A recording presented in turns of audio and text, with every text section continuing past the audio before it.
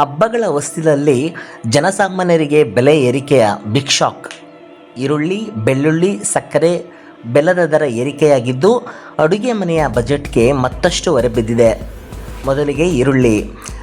ಮಳೆ ಕೊರತೆಯಿಂದ ಈರುಳ್ಳಿ ಇಳುವರಿ ಕುಸಿತವಾಗಿದೆ, ಪೂರೈಕೆ ಕಡಿಮೆಯಾಗಿದೆ.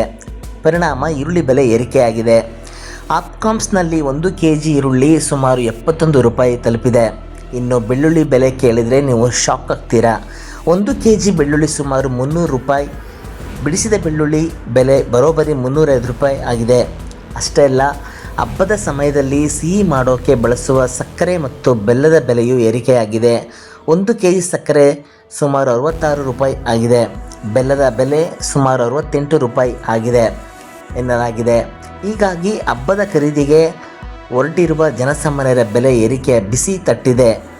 ಇನ್ನು ಈ ಬೆಲೆ ಏರಿಕೆಯನ್ನು ನಿಯಂತ್ರಿಸಲು ಕೇಂದ್ರ ಸರ್ಕಾರವು ಕ್ರಮ ಮುಂದಾಗಿದೆ.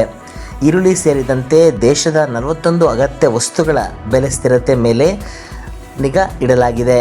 ದೇಶದ ವಿವಿಧ ಭಾಗಗಳಲ್ಲಿ ಬೆಲೆ ಪರಿಸ್ಥಿತಿಯನ್ನು ಗಮನಿಸಲಾಗುತ್ತಿದೆ ಎಂದು ಕೇಂದ್ರ ಸರ್ಕಾರ ತಿಳಿಸಿದೆ.